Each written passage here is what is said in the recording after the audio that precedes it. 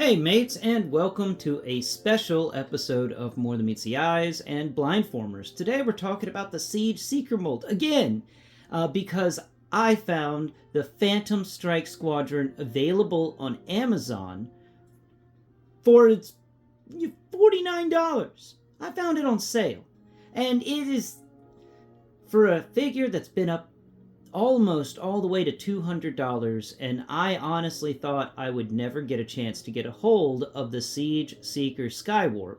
I am very excited to bring the Seige Seeker Skywarp to you, because that means the original trilogy is done. We've got Thundercracker, we've got Starscream, and now we have Skywarp. Hotlink no longer needs to take Skywarp's place. Hotlink is now just sitting there with Nacelle, waiting on me to find Redwing. If I find Redwing, then Hotlink, Nacelle, and Redwing can be a trio together. Otherwise, I'm just going to get me one of them dead ones and get a zombie Seeker to go with Hotlink and Nacelle, and just be like, well, that's Redwing right there. You know, something bad happened to Redwing. So today we're going to be talking about the Phantom Strike Squadron, the Amazon exclusive. And I'm going to highly recommend that you pick it up. If you haven't picked it up, if you're thinking about sleeping on it, don't. This is an amazing opportunity to get something that I consider to be really good. Okay, $53 I think is what it's going for when it's not on sale, and it contains the Seige Seeker mold, the Voyager class, which when it sold on shelves it was $29.99, so $30 right there, and it comes with 3 of the little transforming guys, the little weapons, the master blasters, whatever you want to call them. I'm drawing a blank on the weaponizers. No, weaponizers the wrong one too. Headmasters, blaster masters, no. Gunmasters, no. I'm going to call them Master Blasters because I just feel like, that sounds fun to me. So anyway, he comes with 3 Master Blasters, and those are the Pterodactyl that turns into an axe, and the guy that turns into a 2-barreled gun, and the other guy that turns into a 2-barreled gun. Which, they don't really have any texture differences. They just came with different accessories. So you get 2 of these cone-like accessories, that have just the basic like rocket propel one, and I like immediately lost one of them, lucky me. And then he comes with 2 of the ones that I've never gotten before. Well, actually, I've gotten them once, and we got them with the Studio Series Voyager class Hot Rod. And these are the weird little electric laser blast effect things, and I like those. I wish they'd come with more of those because they're cooler, in my opinion. I think they're awesome little accessories, and you can put them on his weapons. And, oh, Thundercracker, you fell. So, today I just figured we're going to talk about something that makes me happy, and I really highly recommend the Seige Seeker mold because it's just a fun transformer, and you get something that is a really fun shape. So today we're just talking about something that makes me happy. Did I buy this for the channel? No, I bought it for myself because I've desperately wanted Skywarp, and I still want Redwing, and that zombie Seeker's been in my wish list forever, and I've just never seemed to have the extra budget to grab one. It's just not happened, and I've never seen one in the wild. Like, if I had come across one of those guys in the wild, I would have picked him up because it's just... Oh, I love the Seige Seeker mold immensely. The little Tetra fighters just make me happy.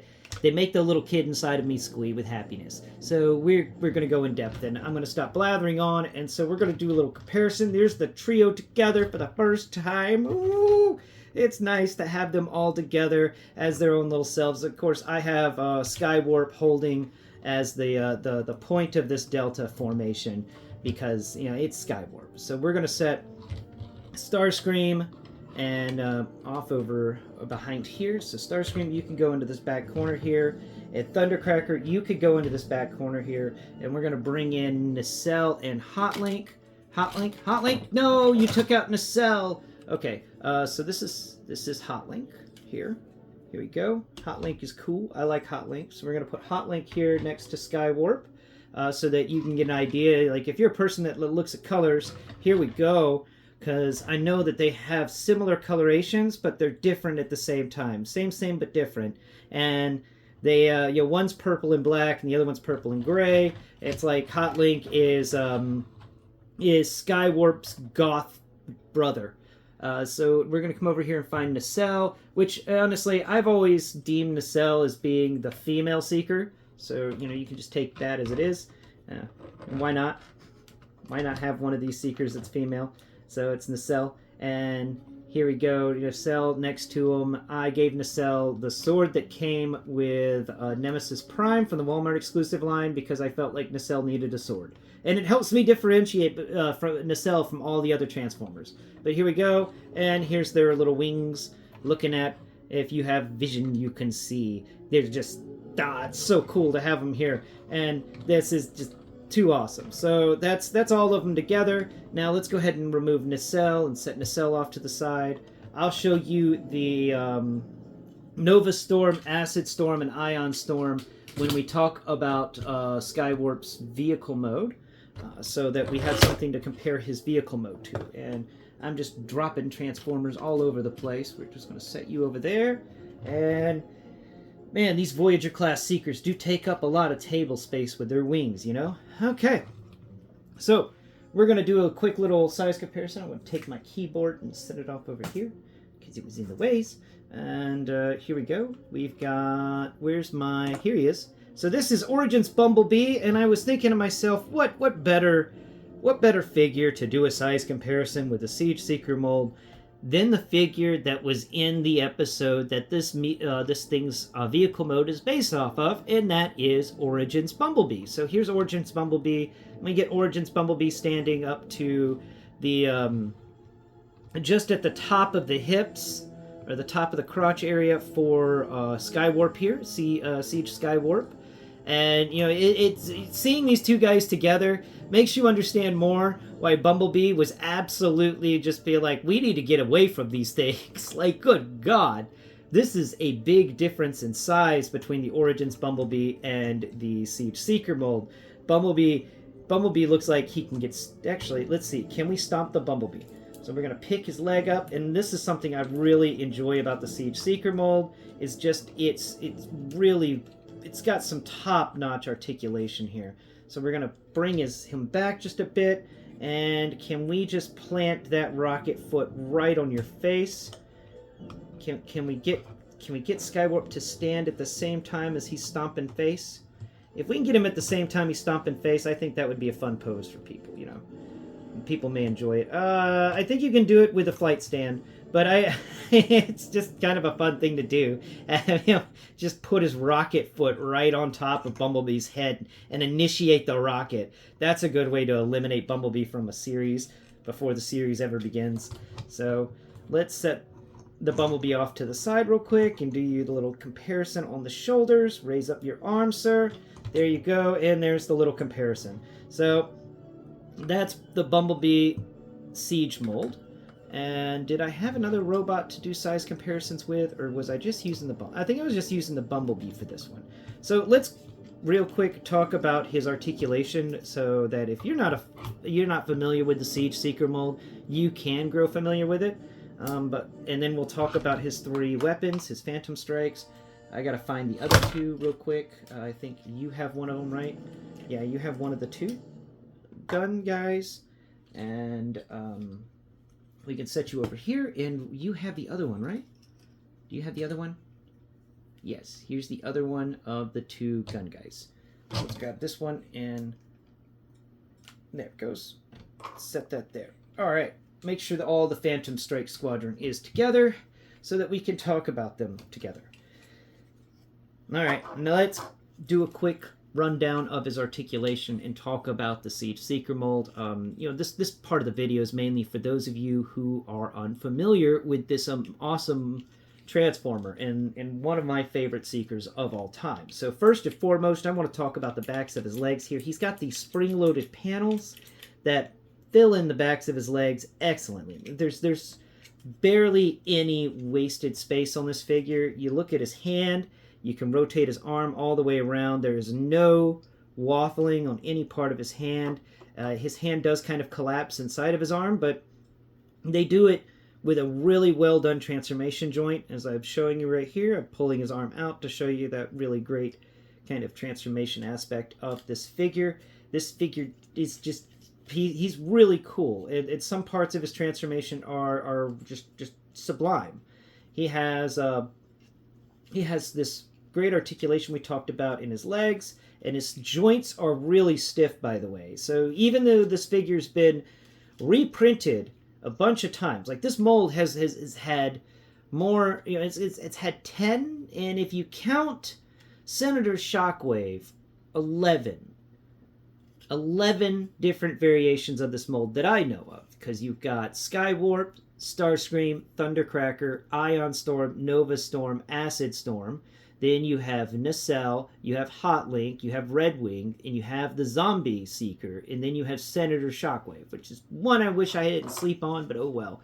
But that's 11 variations of this mold. And there's probably another one or two that I just don't know about, because they've really done their best to get us as many copies of this mold as they can, and I'd love to see more, because it's just it's a fun mold. Anyway, back to talking about him. He's got the great articulation in his head. He can look up, he can look down, he can crack his neck.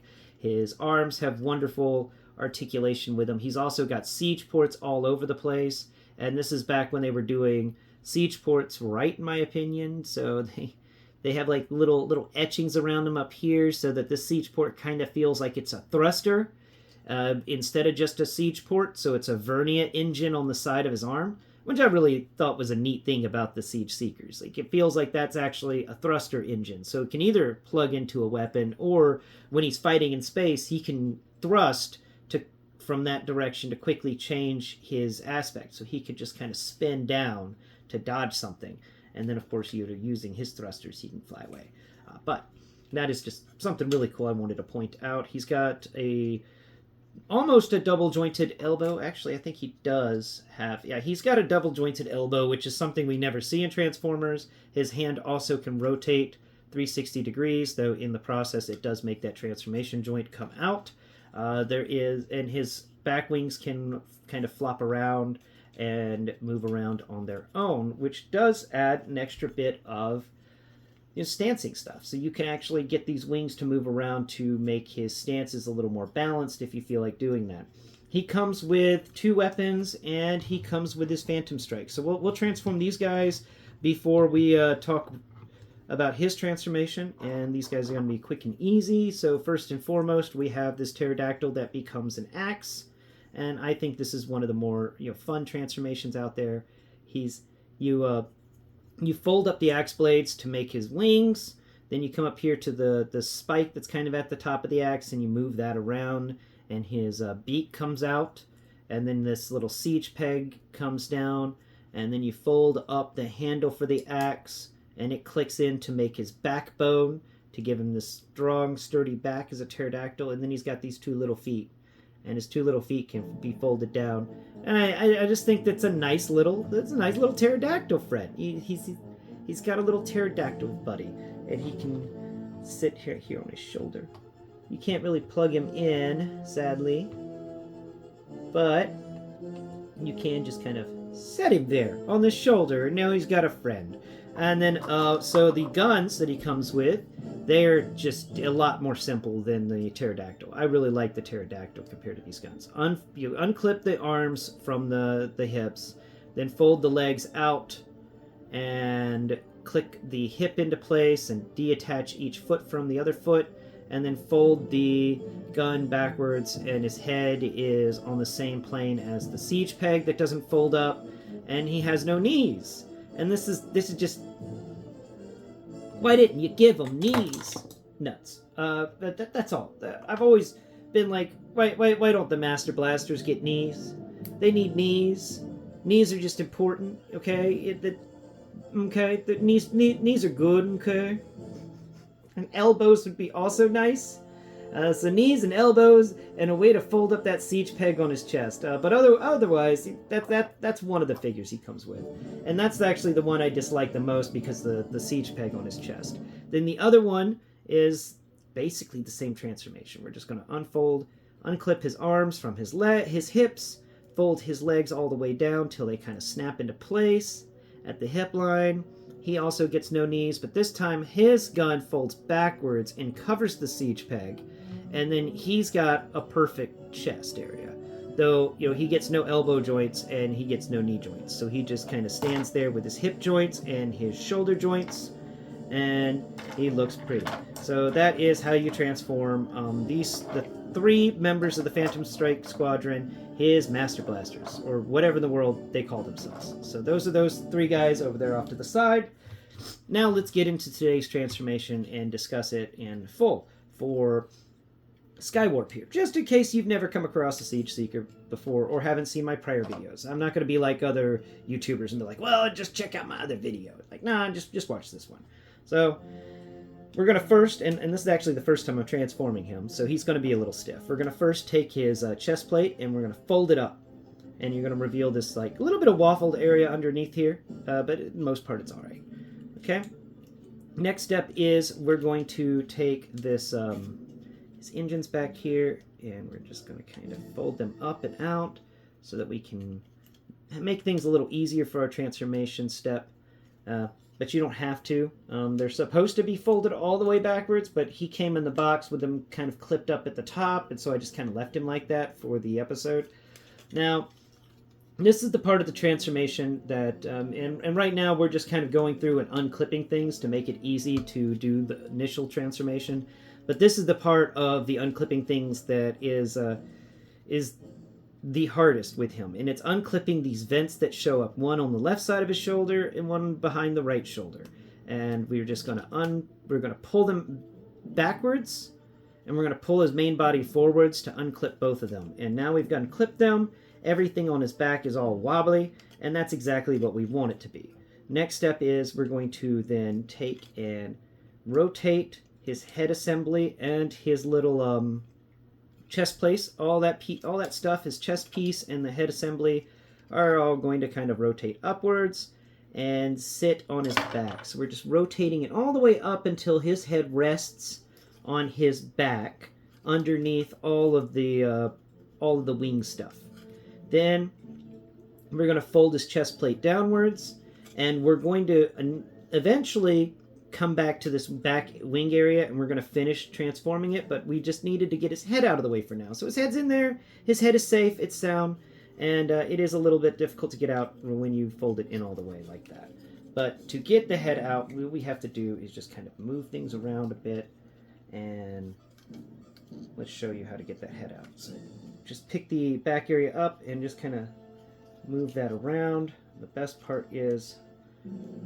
way to do that is with this hinge at the bottom. Just kind of pinch either side of his head and pull his head out. And it's a little difficult, this part of the transformation. So I'm showing it to you now because I don't want to retransform him, just to show you this step of untransform, of putting him back into robot mode. And I may have pushed the head a little too far back. Nuts. Okay, that's something that we're going to have to deal with later. So don't do that. You're supposed to rotate the head 180 degrees before doing this, and I did that. Do that. I messed up. Fold that piece forwards and reach in here. We're going to fix this problem before it gets worse. I may have to get a tool. Yeah, I'm going to have to get a tool. It's jammed in there now. So don't do what I just did, okay? All right, people. Just make sure when you fold it up, you're rotating the head 180 degrees so that that clip on the back of his head doesn't clip into this flap, and this flap and his head clip together make it really difficult to move his head at all. So just be aware of that. Don't do what Blind Prime just did. Okay, I'm showing you what, listen to my words and not my actions. Okay, now let's continue. So after you've screwed up with the head, or you've done it right, go ahead and take this engine that we folded out, and you want to fold his triple engines back down and cover that hole that the head just folded up into. And that's all we're going to do with that for now. We're going to come around here to the legs, and we're going to rotate the legs 180 degrees so that the springy bit is now facing where his front used to be. Make sure that chest piece is folded up all the way out. And now we're going to come around here to the arms. And you know how I was talking about accidentally untransforming the arms? Well, now we're going to do it on purpose. So just rotate the fist until you manage to unclip that arm, and then rotate the fist into the arm. But at the same time, you want to collapse the arm into the other arm. So don't clip them together just yet. Let's see. All right, so you have to collapse into you. Come on, come on, come on. Do the collapsing thing. There it goes. Okay, now collapse it, then fold the fist in there to make sure that the fist has room and that collapsed area has room. And then this thing should clip back into place so long as your fist is perfectly flat against the side. You need it to be flat, and you need your fist to be folded correctly. So those are two important things that you need to make sure that you've done. Folding your fist correctly in there is vital. So we're going to unfold the fist from inside here. Then we're going to rotate our fist 180 degrees so the fingers are facing... the back of the fist is now facing towards the inside of the arm, and the fingers are facing out towards either the sky or you, depending on how you're transforming it. And then you're going to fold that in, and that part did it better. Okay, so that's how you put in the fists. Remember, if you do it the wrong way, it's not going to clip in properly. All right, don't get mad at your figure.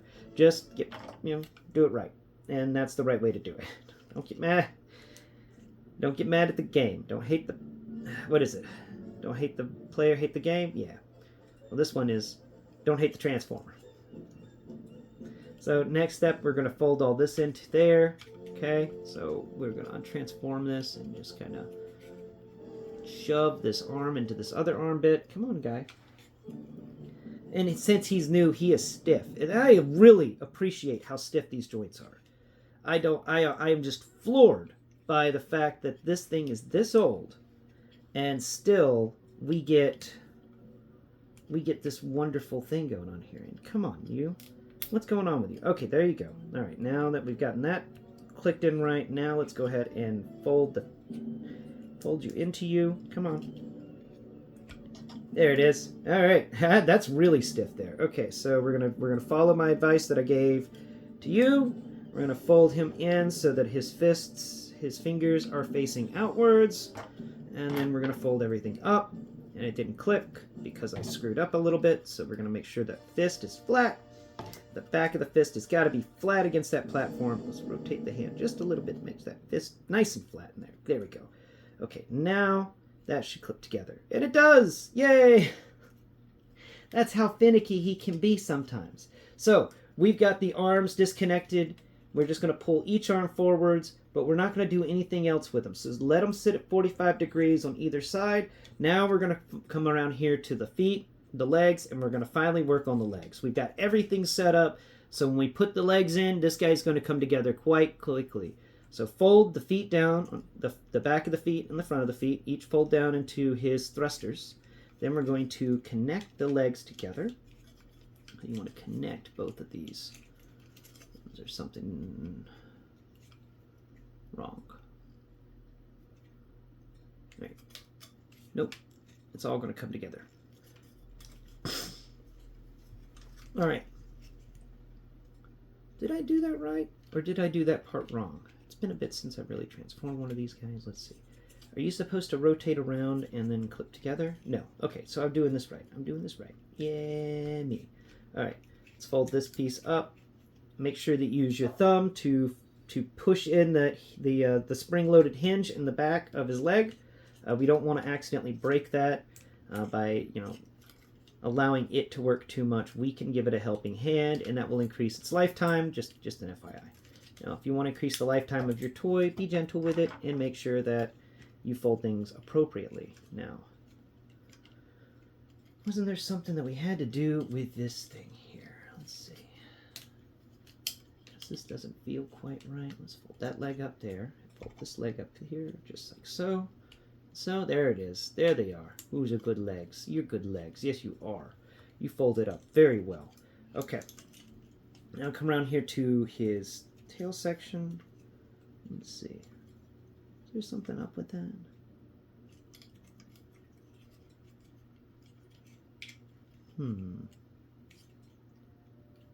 Still think there's something else that I'm forgetting to do that's important to do. But I don't believe I am forgetting to do something. Just maybe. Alright, so those legs are now folded back, folded up to rest against his chest area that used to be his chest area. So next step is we're going to bring the arms down. And if you feel in these arms, you're going to find that there's a couple of slits cut into them. And it may be hard to find them. I know it was initially hard for me to find them. But just feel around for them. And you will eventually find the two slits. So we're going to look for them real quick. They are going to be lined up with this rectangle, this little square rough area on his legs. And it's not going to be the siege peg. It's actually going to be, I believe, the exact opposite from the siege peg. Let's see that. Yeah, there they are. So feel where the siege peg is on his forearm, or that is now transformed up, and then go down, and it should be lower towards the bottom of the arm, away from the shoulder area that has its own siege peg. Now when you get that lined up, find those grooves, line those grooves up with this rough patch on the side, and then that's just going to kind of stick together. You can line them up right. Just line them up. So, fold that bit up just a bit more, maybe. Come on now. Has that got it? No. That's the spots.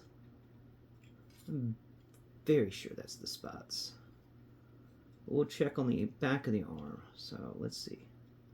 If he has to sit like that, they would be right there, but they're not.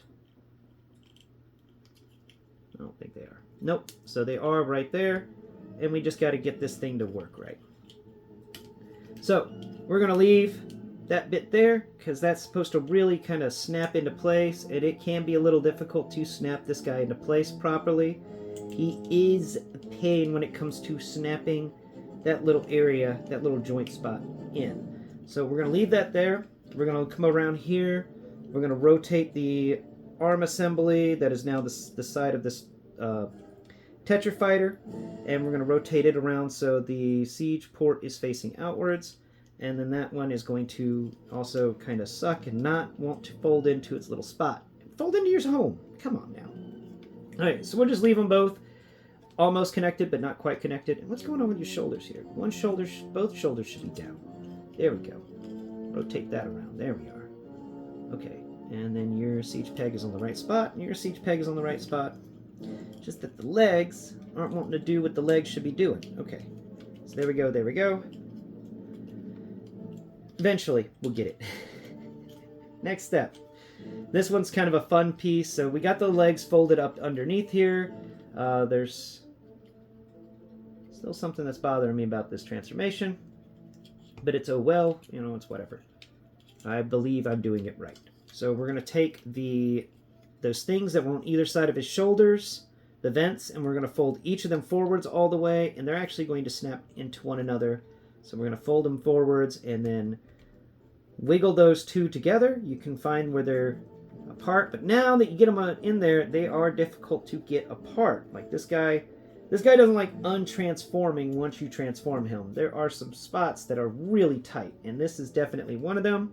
So to get this out, you just kind of want to wiggle them a bit, and you may have a hard time of it.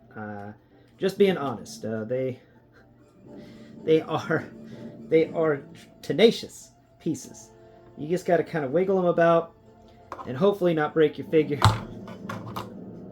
But that's how they connect. They're tenacious. That is my biggest negative with this figure is when it comes to transforming him. Sometimes you've got to semi-break the figure. There it goes. So you got to pull him and give him a good force, okay? You may think you don't need to, but you need to.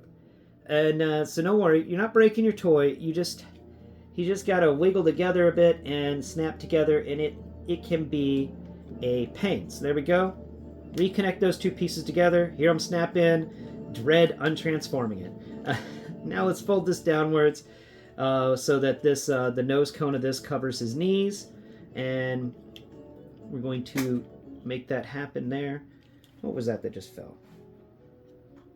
Okay, so there we go. Fold that all the way down. There it is, and that's going to kind of cover his knee area, and come forwards. Now we're going to bring the side panels down and around, and if you feel on his little side wings, there's like an edge at the very tip of the wing, the very sharpest point, and those are going to slip under the sides of the nose cone area, and then they're going to, the rest of these wings are actually just going to kind of fold down, and there should be some connector points where they interact with the arm assembly, if you're doing it right. If you're doing it wrong, I don't know what to say. But I do say, you can, this is the basics on how to transform him, and he takes a little bit of finagling and moving things around to really get his transformation correct. It's one of those transformations that takes a little extra work to get right, but you get such a really unique shape. You get a wonderful little transformer, and so we're just trying to line up the backs of his heels. He's got little pegs, and on this chest piece pit, he's got 2 little peg holes at the bottom of it, and we're just trying to get those feet to connect into these ports here. And this can be a bit of a pain, because if he stretches all the way down, it doesn't work. So you got to kind of stretch it upwards and rotate this panel around until you line up those ports. And most people just kind of edit out this part, but I want you to see some of the negatives to this transformation, see the parts that actually take a little extra time and are a bit annoying to deal with. So that is him transformed, kinda. I still don't have everything clipped in as good as I would like. And it's going to take me some extra time to figure out how to unjam some of these things to make them work a lot better. But this is the initial shape to him. He is a very cool little shape. Definitely something fun. Let's move his little guys off to the side, because I want to talk about him compared to the Acid Storm, Ion Storm, and Nova Storm. So here's one of the triplicates, and here's another one of the triplicates, and then where's the last one? Ah, here he is. Come here, you. And then here's the last one. Oh, this one actually, there's a dead Autobot on this one's flight stand. So here we go. There's the 3 together in their vehicle modes, and these vehicle modes, of course, are better transformed than the one I just showed you how to transform, because I took the time to make sure everything's pegged in properly. And they're a little dusty, because I took them off of a high shelf, but these guys are absolutely gorgeous in my opinion. I like all of... I just love this mold. I love the hand feel of it. I like these really cool textures. It is the most 80s sci-fi vehicle that we get out of Transformers. Hands down, without a doubt. So we're going to shift you over here, and we're going to move you over here, and we're going to put you all the way over here amongst the blast effects. Okay, so to end out the video, we got a couple more size comparisons. So I have Origins Ratchet here, and I wanted to compare him, not Origins Ratchet, Origins Wheeljack, and I wanted to compare the Tetra Fighter to the Origins Wheeljack, like in the first episode of G1. We've got a major size difference in how, like, back to nose cone. The nose of the Tetra Fighter is a lot longer. Now, these 2 Transformers were sold as Voyager classes, and the height of them both is about equal. If you think about the topmost kind of weird rectangle thing that is on top of Wheeljack here, and lined up with the top of the Tetra Fighter. But the Tetra Fighter wins in width, that's for sure. Weight-wise, they're about... The Tetra Fighter is a bit heavier than Wheeljack. But that's a comparison of Wheeljack and the Tetra Fighter from the first episode of Transformers G1. And then I have Origins Jazz over here I wanted to compare sizes with, because if you got Origins Bumblebee and Origins Wheeljack, then you might as well have gotten Origins Jazz. And I do like Origins Jazz. I think he's a fun-feeling figure, and I really wish they had picked up on the Origins line and given us some more really fun things. But I guess that's kind of what Seige was akin to Origins. It's very similar to Origins. So Origins was just kind of a supplement for Siege, for some of the things that we wanted to get out of Siege that we didn't get out of Siege. And that's what we get here with these guys, and it works out so well. This figure makes me happy. All right, the Tetra Fighters make me happy. I really enjoy them. I enjoy the shape of the transformed little Tetra thing. Is just a triangle that flies.